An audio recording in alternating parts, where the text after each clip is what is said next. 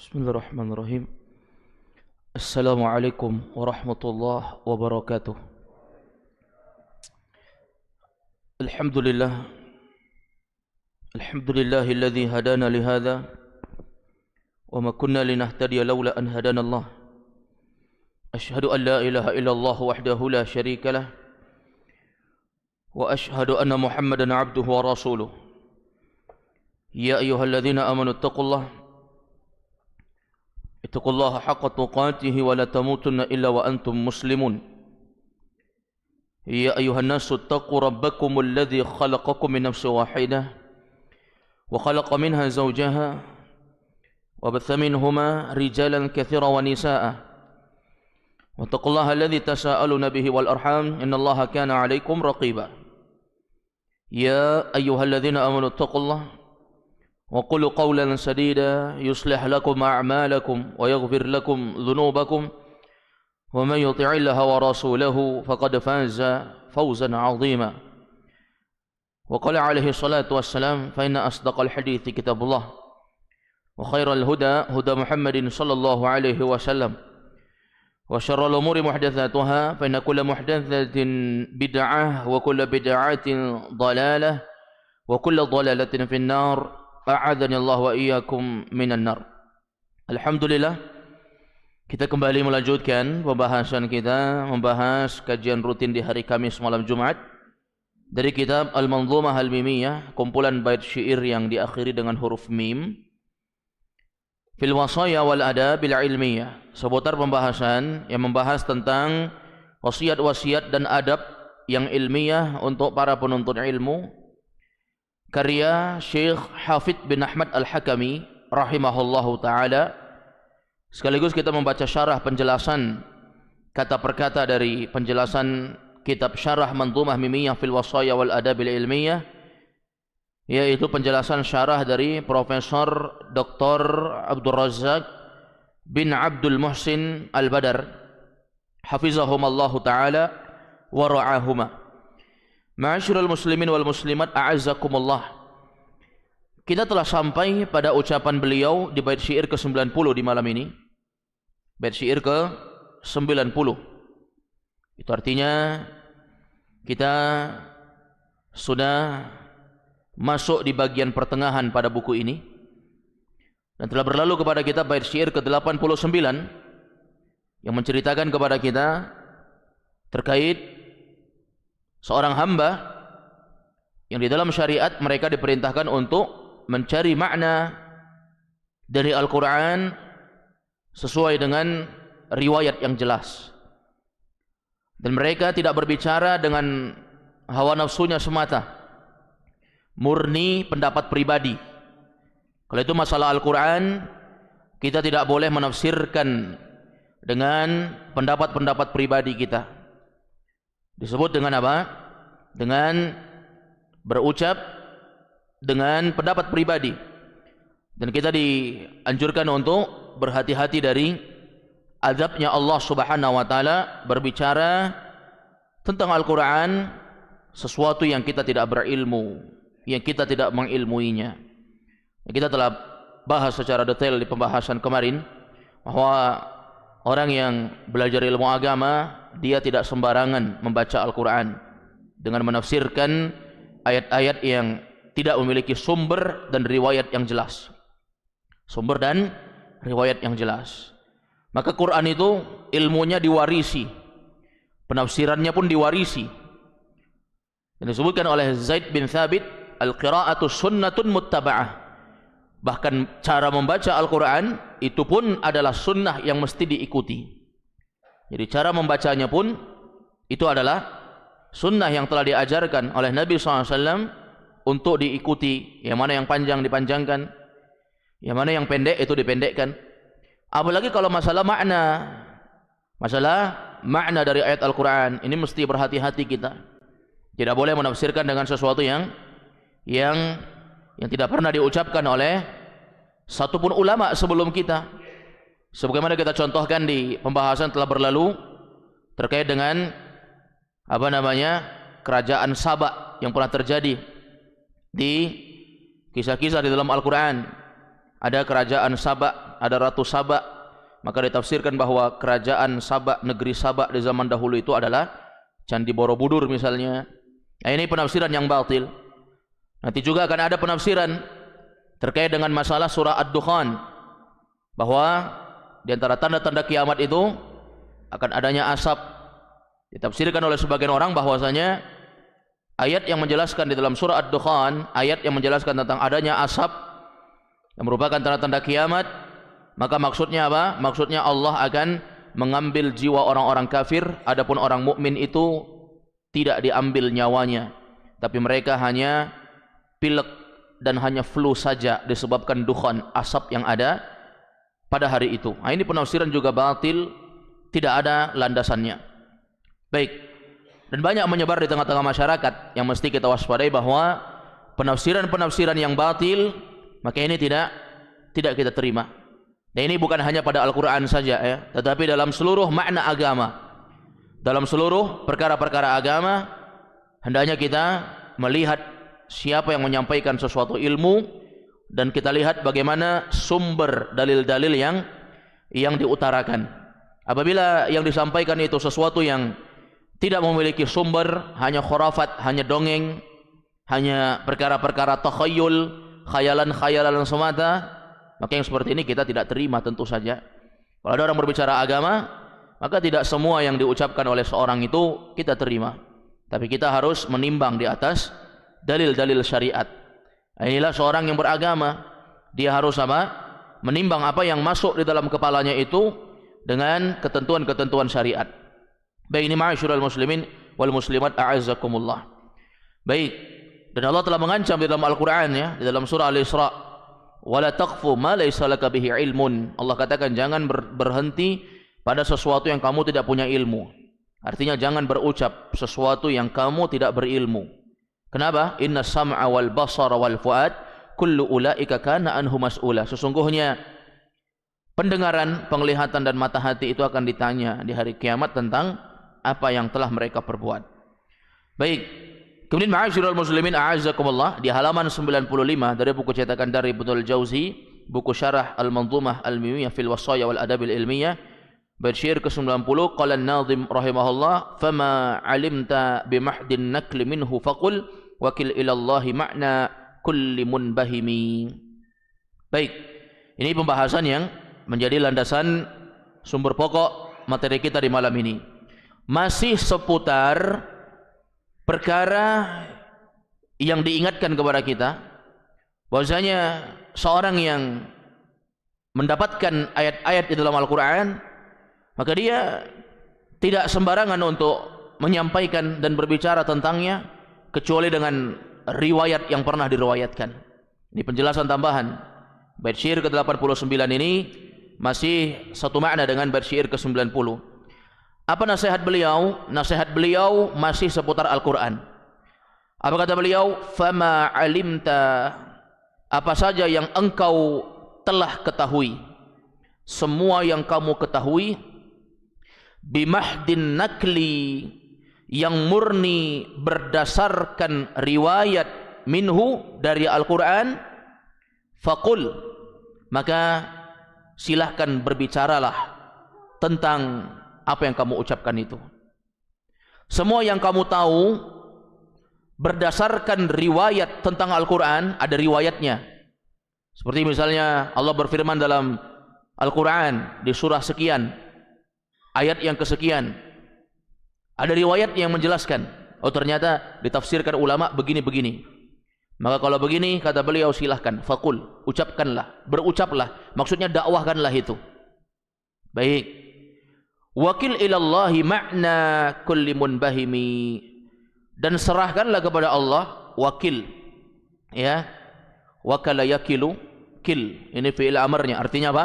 Serahkanlah, pasrahkanlah, tawakkallah kepada Allah, makna kulli munbahimi, terhadap makna ayat Al-Quran yang munbahimi, yang tidak jelas maknanya.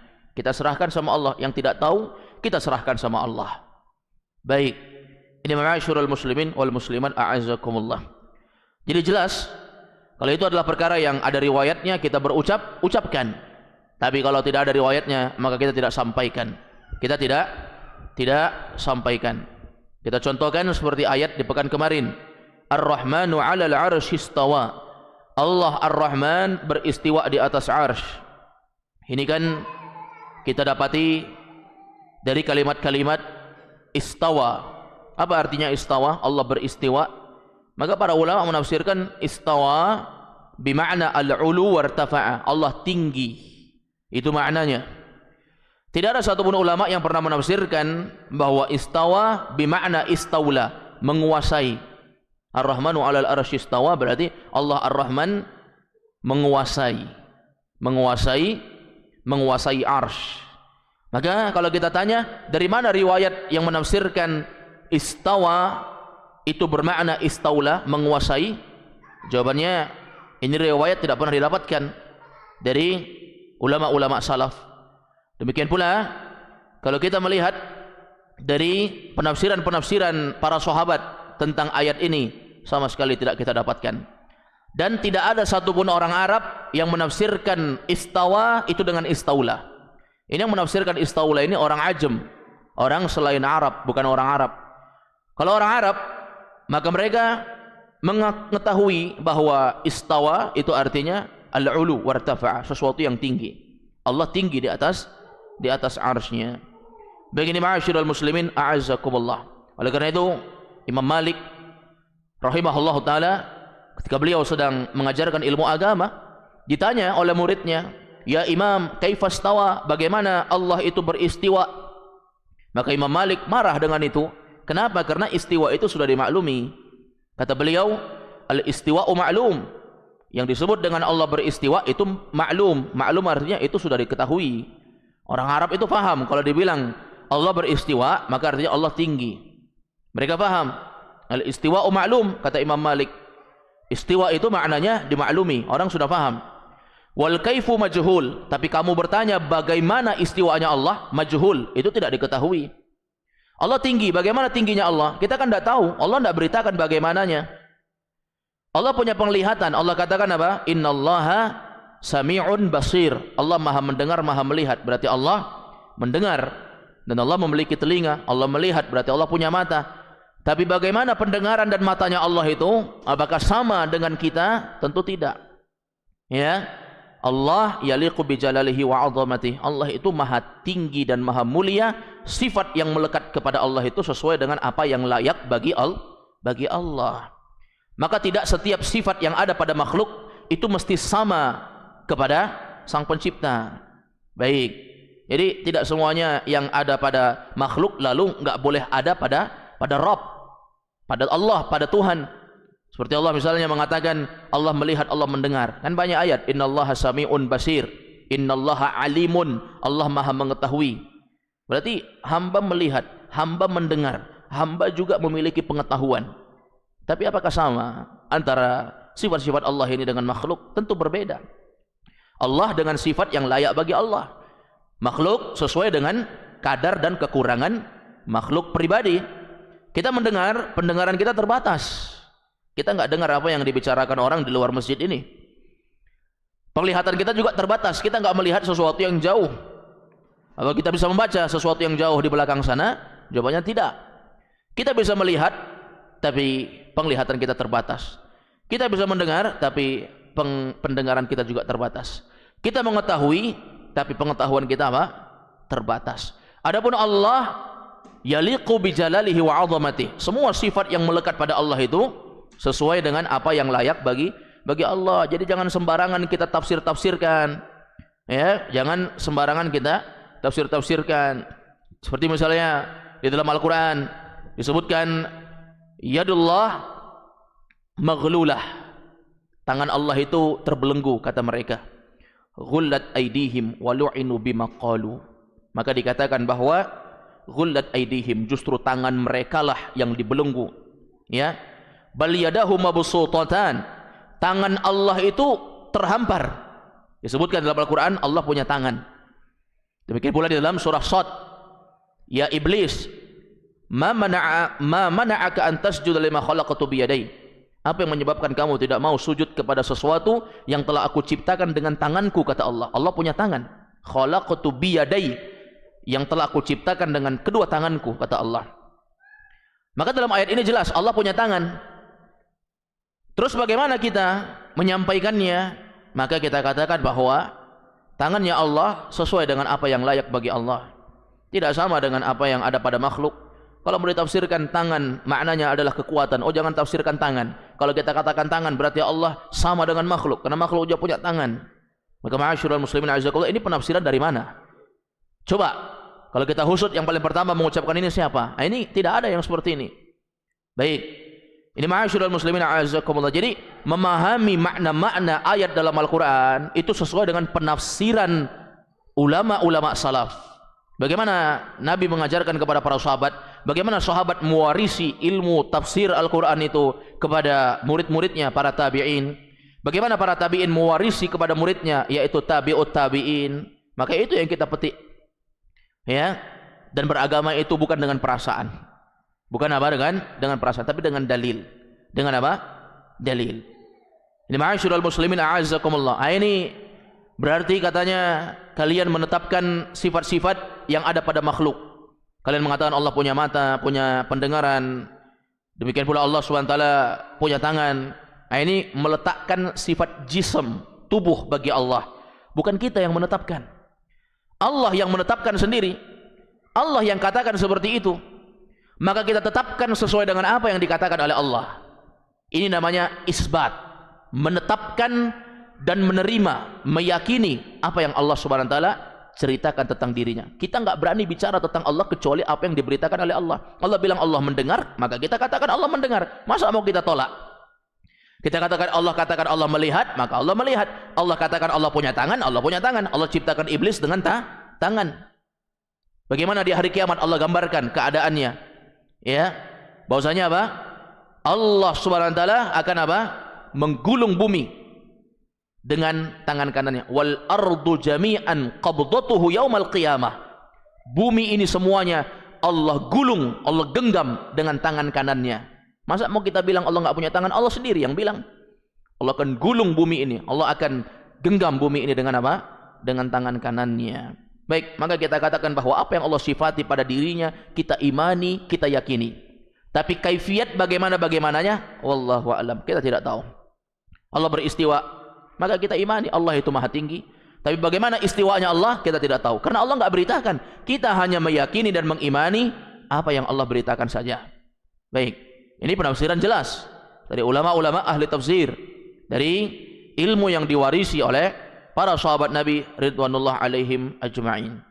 Baik, ini ma'asyiral muslimin a'azzakumullah.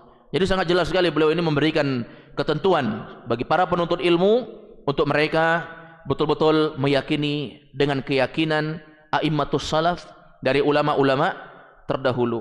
Maka kata beliau, apa yang kamu ketahui berdasarkan riwayat tentang Al-Quran, maka silahkan berucap. Silahkan berucap.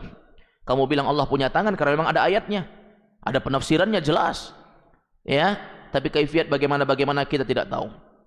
Dan terkait dengan ayat-ayat yang belum jelas maknanya, yang masih mubham, maka kita serahkan kepada Allah. Kita katakan kita tidak tahu, wallahu a'lam. Baik, kesimpulan yang mesti kita pahami bahwa tidak setiap sifat yang ada pada Allah lalu ada pada makhluk, lalu kita buang yang ada pada Allah hanya untuk membersihkan Allah supaya tidak sama dengan makhluk. Nah, ini keliru. Maka kita katakan bahwa Allah maha hidup, makhluk juga hidup. Makhluk hidup atau mati? Kita hidup atau mati? Hidup. Allah hidup atau mati? Allah hidup. Bahkan Allah maha hidup, tidak akan pernah mati. Manusia hidup bisa mati. Tapi Allah Azza wa Jalla sudah hidup, sudah ada sebelum kata ada itu ada, dan tidak ada ujungnya sampai kapanpun. Ya, Allah Subhanahu wa taala azali. Azali itu sudah ada sebelum kata ada itu ada. Sejak dulu sebelum dulu itu dulu ada, Allah Subhanahu wa taala sudah ada. Ya, dan Allah Azza wa Jalla tidak akan ada ujungnya sampai kapan. Baik, kalau hidup dunia kita paling 70, 60, 70 sudah kuat meninggal. Setelah itu selesai. Ada umur sampai 80, 90 ini kuat sekali sudah. Apalagi sampai 100, ini tinggal menunggu kematian. Baik. Lalu apakah kalau makhluk hidup lalu Allah juga hidup, kita katakan Allah tidak hidup? Nah, ini kan bingung sendiri kalau orang yang mengatakan setiap sifat yang ada pada makhluk nggak boleh disematkan kepada Allah. Kalau begitu jangan katakan Allah hidup. Karena makhluk hidup. Ya, kalau mereka katakan Allah itu mati, selesai. Ya kan? Na'udzubillahi min dzalik, ya. Apa namanya? Kita berlindung dari hal-hal yang seperti ini. Maka tetapkan saja. Tidak ada pilihan lain kecuali apa? Menetapkan. Dan dalam Al-Qur'an, keyakinan yang dibangun itu sesuai dengan keyakinan yang diwarisi. Maka kita katakan tadi, ilmu Quran itu diwarisi. Mulai dari pemahaman tafsirnya, mulai dari bacaannya, bahkan tulisannya pun diwarisi. Tulisannya apa? Diwarisi. Coba lihat tulisan Bismillahi Ar-Rahmani Ar-Rahim. Lihat kalimat Ar-Rahman. Itu kan tulisannya Ar-Rahman, mimnya tidak panjang. Setelah mim tidak ada alif naik ke atas. Ya. Padahal kalau kita tulis setelah mim itu alif naik ke atas baru nun, bacanya juga Ar-Rahman. Tapi kenapa mimnya setelahnya tidak ada alif? Hanya ada mat tanda panjang, yaitu harokat yang bertegak lurus menandakan bahwa itu panjang dua harokat. Nah ini penulisannya pun itu diwarisi. Jadi ini adalah Al-Quran. Maka beliau katakan, Syekh Abdul Razak menjelaskan dalam syarah, kata beliau, mattadaha laka ma'nah wattadaha laka al-maqsud wal muradu bin naqli ay bi'timadi fi dhalika 'ala an-naqli wa ta'wilika 'alaih. Mattadaha laka ma'nah, hal-hal yang sudah jelas maknanya, wattadaha laka al-maqsud, sudah jelas untukmu maksudnya, yaitu yang diinginkan, kata beliau, bin naqli, dengan ucapan naql, ay bi'timadika fi dhalik, yaitu dalam menjelaskan ayat-ayat tersebut berdasarkan apa? Alan naqli, berdasarkan riwayat, wa ta'wilika alaih, dan mendasarkan. Artinya apa? Ta'wil bermakna mendasarkan, bukan ta'wil bil alif, tapi ini bil ain. Ta'wil itu artinya apa? Mendasarkan. Jadi semua pemahaman kita tentang Quran itu diwarisi dari riwayat-riwayat. Dari mana kita dengar? Dari ulama fulan bin Allan. Dari mana ulama ini dengar? Dari fulan bin Allan, dari fulan bin Allan, sampai generasi ulama-ulama salaf, al-qurunul mufaddalah, sahabat, tabi'in, tabi'ut tabi'in. Ini 3 generasi emas. Dari situlah kita warisi, mulai dari gaya baca Quran, mulai dari apa namanya, tafsiran-tafsiran Al-Quran, ini diwarisi semuanya. Dan ilmu agama itu semuanya diwarisi. Oleh karena itu, ya, diingatkan oleh para ulama, iyyaka an tatakallama fil masalah wa laysa laka imam. Hati-hati kamu berucap tentang sesuatu yang tidak pernah diucapkan oleh satu pun ulama sebelummu. Jangan. Hati-hati kita. Dakwah itu boleh.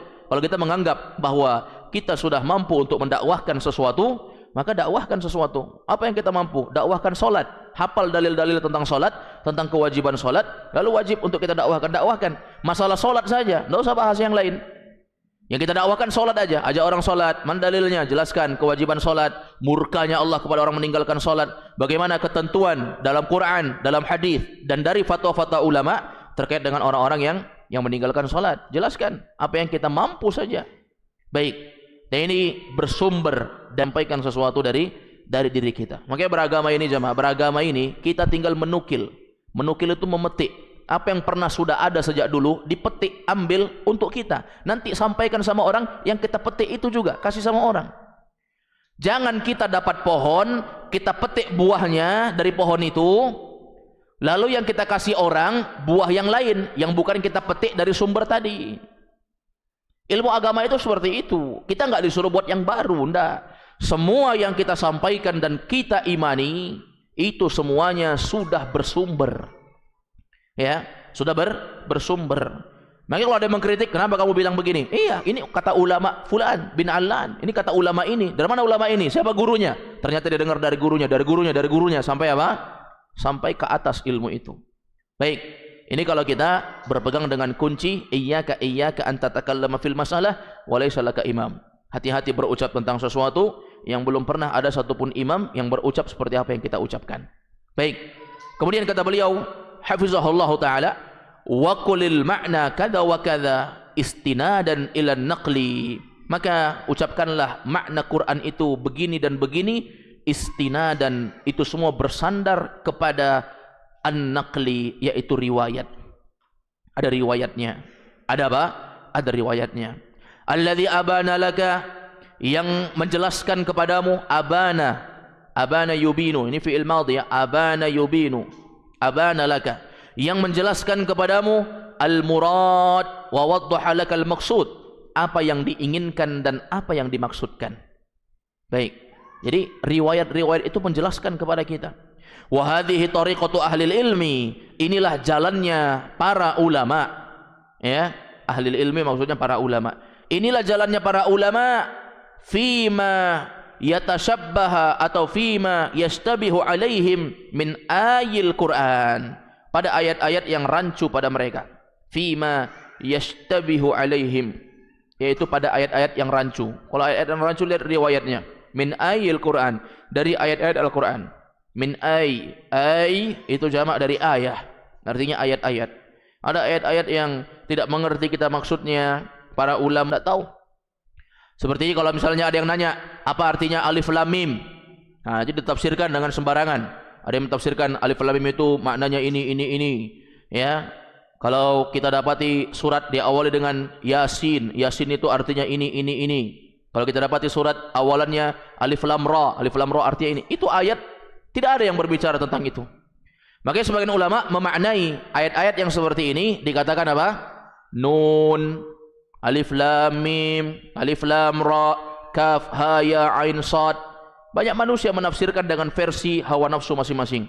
Ini kaf ha ya ain sad. Ya, surah Maryam, ini kaf artinya ini, ha itu artinya ini. Ditafsirkan dengan tafsir yang enggak punya riwayat. Ya.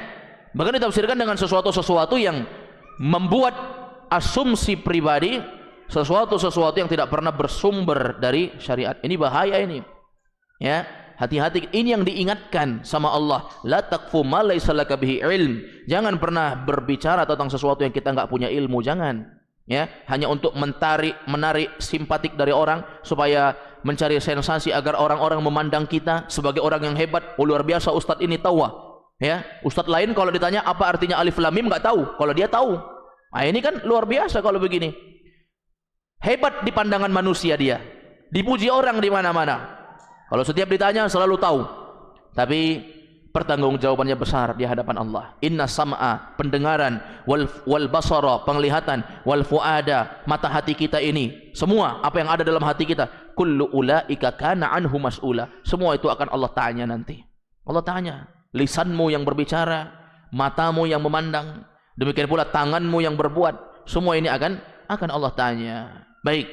Wa hadhihi tariqatu ahlil ilmi. Maka jalannya para penuntut ilmu itu fima yastabihu alaihim, pada ayat-ayat yang rancu pada mereka, min ayil Quran, dari ayat-ayat Al-Quran, yaruddunal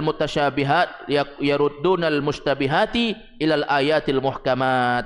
Maka mereka mengembalikan ayat-ayat yang tidak jelas kepada ayat-ayat yang jelas maknanya. Jadi kalau kita enggak tahu, ucapkan Allahu a'lam. Apa maksudnya alif lam mim? Enggak tahu kita. Allahu a'lam. Allah yang paling tahu akan maksudnya. Di sebagian mushaf Quran gitu ya, alif lam mim apa artinya? Allah yang paling tahu akan maksudnya. Kita enggak tahu, karena Allah enggak beritakan. Allah apa? Enggak beritakan. Maka kita enggak berucap sesuatu yang enggak pernah diucapkan. Belum ada yang pernah mengucapkan begitu, kok kita bilang begitu. Baik, ini ma'asyiral muslimin, a'azakumullah. Kemudian beliau mengatakan, wallahu amara bidzalik. Kenapa kita melakukan seperti itu? Karena Allah yang perintahkan kita. Huwallazi anzala 'alaikal kitaba minhu ayatun muhkamatun hunna ummul kitabi wa ukharu mutasyabihat. Allah katakan, Allah lah yang menurunkan kepadamu Alkitab, yaitu Quran, minhu ayatun muhkamat. Di antara ayat-ayatnya itu ada ayat yang muhkamat, ayat yang jelas. Hunna ummul kitab, inilah induknya Al-Quran. Wa ukharu mutasyabihat, tapi ayat lain ada yang mutasyabih, ayat-ayat yang belum jelas. Maka beliau mengatakan wasif al-muhkamat bi annahunna, wasafa al-muhkamat bi annahunna ummul kitab. Allah sifati ayat-ayat yang muhkamat, ayat yang sudah jelas, bahwa itu adalah ummul kitab, induknya Al-Quran. Baik. Wakil ilallahi ma'na kulli munbahimi. Lalu terkait dengan ayat-ayat yang belum jelas maknanya, wakil, serahkanlah kepada Allah makna setiap ayat yang belum jelas. Serahkan sama Allah. Kita enggak tahu. Wallahu a'lam. Ai alladzi yakunu ma'nahu mubahama, yaitu yang maknanya belum jelas. Ai khafiyya, yang maknanya itu tersembunyi. Au mustabiha, yang maknanya itu samar alaik, untukmu, samar, kita enggak tahu. Fakil ma'nahu ilallah, maka serahkan maknanya sama Allah. Siapa yang tahu artinya? Allah subhanahu wa ta'ala. Ai maksudnya adalah fawwid ma'nahu ilallah, Serahkan. Fawwid ini artinya apa? Serahkan. Serahkan maknanya kepada Allah. Baik, ini ma'asyiral muslimin a'azzakumullah. Kata beliau, qailan Allahu a'lam bima'nahu. Maka ucapkanlah, ya, seorang berucap Allahu a'lamu bima'nahu. Allah yang paling tahu tentang maknanya. Ditanya orang misalnya tentang alif lam mim, dia katakan saya tidak tahu. Allah yang paling tahu apa yang Allah inginkan dengan maknanya. Baik. Kemudian Syekh Abdul Razak bin Abdul Muhsin Al-Badar hafizahullah membawakan satu kisah terkait dengan apa yang pernah terjadi di zamannya Abdullah bin Mas'ud. Ini diceritakan dalam Sahih Bukhari dan Sahih Muslim. Disebutkan an Masruq, dari Masruq radhiyallahu anhu qala, dia mengatakan, kunna 'inda Abdullah bin Mas'udin julusan wa huwa muttaji'un bainana. Kata Masruq saat itu menceritakan, dulu kunna berasal dari kata kana yakunu. Kana ditambah dengan nahnu menjadi kunna. Dulu kami 'inda Abdullah bin Mas'ud, pernah berada di sampingnya Abdullah bin Mas'ud. Sepeninggal Nabi, Abdullah bin Mas'ud ini menjadi mufti, menjadi ulama, dan beliau ini merupakan ulamanya sahabat. Apalagi dalam masalah ilmu tafsir Quran, beliau ini ahlinya, Abdullah bin Mas'ud ini. Baik, maka ma'asyiral muslimin a'azzakumullah, Nabi meninggal, sahabat senior yang dituakan saat itu adalah Abdullah bin Mas'ud. Bahkan Abu Musa al-Ash'ari yang dikenal orang yang diutus Nabi ke Yaman untuk berdakwah. Kan nggak mungkin Nabi utus orang dakwah ke Yaman kalau tanpa ilmu. Berarti orang hebat ini. Bahkan sekelas Abu Musa al-Ash'ari saja, saat terjadi keguncangan yang menimpa negeri mereka di saat itu, maka beliau menyerahkan perkaranya kepada Abdullah bin Mas'ud, menunjukkan dari segi keilmuan Abdullah bin Mas'ud ini luar biasa. Ulamanya sahabat ini, sepeninggal Nabi, dia yang menjadi mufti, yang memutuskan perkara di tengah-tengah kaum muslimin. Ini sahabat luar biasa. Maka Abu Musa al-Ash'ari menyerahkan masalah kepada Abdullah bin Mas'ud. Jadi kata Masruq, dulu Abdullah bin Mas'ud pernah duduk-duduk sama kami. Kami sedang duduk, wa huwa muttaji'un bainana, sementara Abdullah bin Mas'ud sedang baring. Mungkin beliau capek ya. Kami duduk-duduk, murid-murid beliau, tapi Abdullah bin Mas'ud baring. Mungkin beliau sedang capek. Ini menunjukkan bahwa ya, para ulama dari masa ke masa, sejak dari kalangan para sahabat, mereka ini orangnya sederhana. Kadang mereka duduk-duduk bersama antara guru dengan murid, kadang mereka berbaring tatkala mereka beristirahat. Maka ini keadaan yang biasa. Ya, seorang guru kadang berbaring di samping muridnya, atau seorang murid terkadang melihat gurunya duduk-duduk bersama dengan muridnya yang lain. Maka ini sesuatu yang tidak masalah, bukan aib. Bukan berarti orang yang berilmu lalu dia tidak boleh kelihatan bersama muridnya berkumpul. Nggak boleh duduk-duduk bersama. Kalau kita duduk-duduk sama berarti apa? Berarti menurunkan derajat dia sebagai orang berilmu. Tidak. Nabi SAW itu beliau kumpul dengan sahabat-sahabat lain. Jadi Masruq menceritakan bahwa dulu kami sedang duduk-duduk di samping Abdullah bin Mas'ud, beliau sedang golek-golek, beliau sedang baring-baring. Baring-baring beliau. Di mana baring? Di dekat kami. Muttaji'un bainana. Beliau sedang baring-baring di samping kami. Fa'atahu rajulun. Lalu tiba-tiba datang seorang laki-laki, tidak tahu siapa dia. Tiba-tiba datang. Faqal, dia mengatakan, ya Aba Abdurrahman, wahai bapaknya Abdurrahman. Ini kunyahnya Abdullah bin Mas'ud. Abdullah bin Mas'ud itu beliau lebih akrab dipanggil dengan sebutan Abu Abdurrahman. Kalau ada ya nidanya maka menjadi ya Aba Abdurrahman. Aba Abdurrahman artinya bapaknya Abdurrahman. Ini kunyah. Kunyah itu julukan yang diberikan dari orang lain untuk memanggil orang lain. Ketika ada seseorang yang memiliki anak namanya Muhammad, maka kita panggil orang ini dengan sebutan ya Aba Muhammad, wahai bapaknya Muhammad. Demikian. Dan kunyah ini bukan dijadikan nama, ya. Dan kunyah ini orang yang berikan, bukan kita yang apa namanya? Yang kalau ditanya siapa namamu, nama saya Abu Abdurrahman. Itu bukan nama, itu kunyah. Ya. Baik. Dan dia terbentuk menghormati dan menghargai serta bersifat baik terhadap orang yang lebih tua dibandingkan kita, maka panggil dia dengan sebutan kunyahnya. Orang itu lebih senang dipanggil kunyahnya dibandingkan apa? Namanya langsung. Misalnya kalau misalnya ada orang namanya Abdullah, kita panggil Abdullah, kan tidak baik dibandingkan kalau kita panggil misalnya Abdullah, nama anaknya Muhammad, kita panggil Aba Muhammad. Abdullah Aba Muhammad, kita panggil dia bapaknya Muhammad, kan lebih senang. Dia lebih merasa dihargai dengan itu dibandingkan dipanggil namanya langsung. Baik, makanya Nabi SAW sendiri, beliau tidak dipanggil dengan para sahabat dengan sebutan Muhammad, enggak. Padahal banyak sahabat-sahabat yang umurnya lebih tua daripada Nabi, tapi tidak memanggilnya dengan nama Muhammad. Nabi SAW dipanggil dengan Rasulullah, kadang dipanggil dengan kunyahnya, yaitu Abul Qasim, karena kunyahnya Nabi Abu Al-Qasim. Anak pertama beliau namanya Al-Qasim, dipanggil bapaknya Qasim. Baik, maka ma'asyiral muslimin a'azzakumullah, laki-laki ini datang dan langsung teriak memanggil Abdullah bin Mas'ud. Perlu antum pahami ya, bahwasanya kalau dalam bahasa Arab ada harfun nida, yaitu ya Aba Abdurrahman, ada harfun nida, huruf yang digunakan untuk memanggil. An-nida itu secara bahasa artinya panggilan dengan suara yang keras. Panggilan dengan suara yang keras itu namanya nida. Makanya adzan itu lughatan secara bahasa itu artinya an-nida, yaitu panggilan dengan suara yang keras. Adzan itu asalnya dengan suara yang keras ya, bukan suara yang mendayu-dayu. Setiap orang mendengar maka orang akan sedih. Karena kita bukan mau bikin orang nangis ini, kita mau bikin apa? Orang datang ke masjid, maka diteriakkan dengan suara yang keras.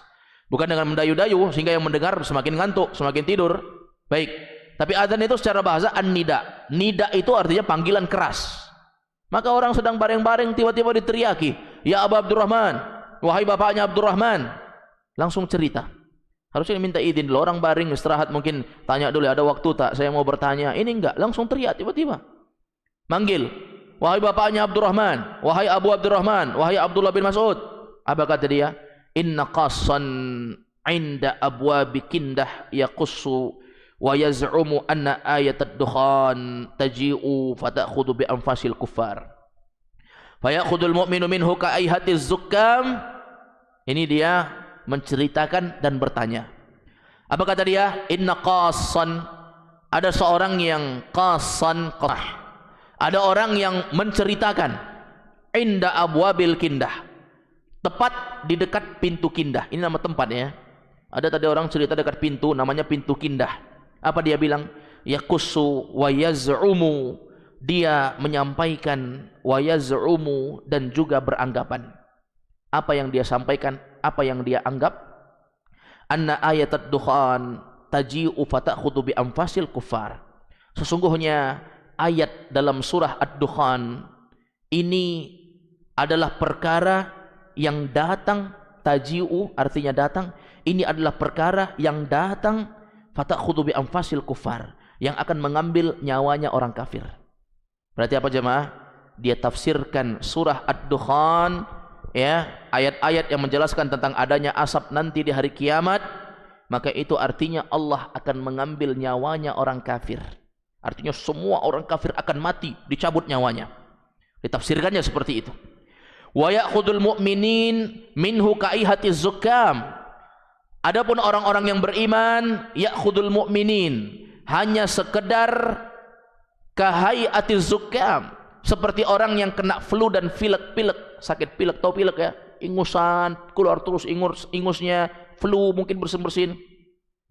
Pokoknya ayat tentang surah Ad-Dukhan, isi ceritanya adalah perkara yang akan merenggut semua nyawa orang kafir.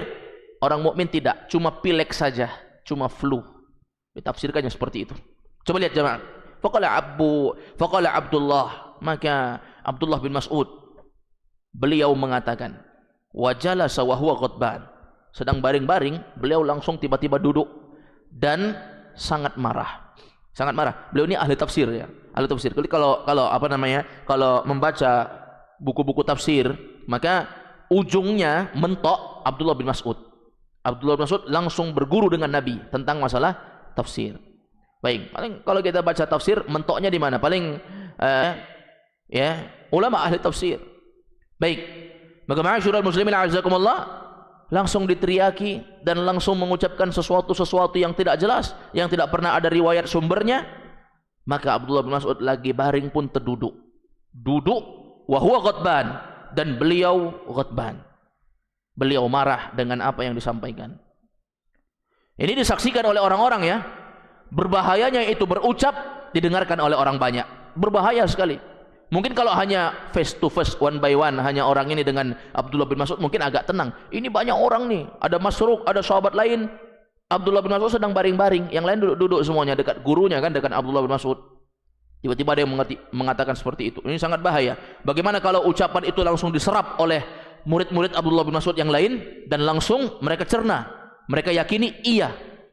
Maka beliau terduduk dan langsung marah. Apa kata beliau? Ayyuhan nas, wahai sekalian manusia, ittaqullaha, bertakwalah kalian kepada Allah. Artinya apa? Takutlah kalian sama Allah. Man alima minkum syai'an falyakul bima ya'lam. Coba lihat kata beliau, man alima minkum syai'an falyakul bima ya'lam. Siapa saja di antara kalian yang mengetahui sesuatu, ucapkanlah sesuatu itu sesuai dengan apa yang dia tahu. Kalau kamu tahu, ucapkanlah apa yang kamu tahu itu. La ba'sa, tidak apa-apa. Wa man lam ya'lam falyakul Allahu a'lam. Siapa saja, fa innahu a'lam.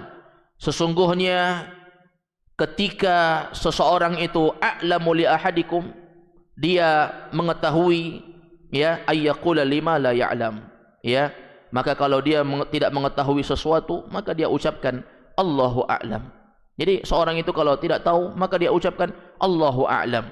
Fa innallaha, sesungguhnya Allah azza wa jal, qala lin nabiyhi, Allah katakan kepada nabinya. Apa kata Allah? Wahai Muhammad, ucapkanlah, kul ma as'alukum alaihi min ajr. Wahai Muhammad, ucapkanlah, aku tidak meminta upah, ya, dari kalian. Ucapkan kepada mereka, aku tidak meminta upah. Wa ma anna minal mutakallifin, dan aku bukan orang yang memaksakan diri. Jadi kita enggak perlu memaksakan diri. Setiap ditanya orang apa hukumnya begini, kalau kita enggak tahu, ucapkan Allahu a'lam. Ya, ditanyakan orang bagaimana tafsir dengan ayat ini, bagaimana tafsir dengan ayat ini, ucapkan Allahu a'lam. Bahwasanya apa?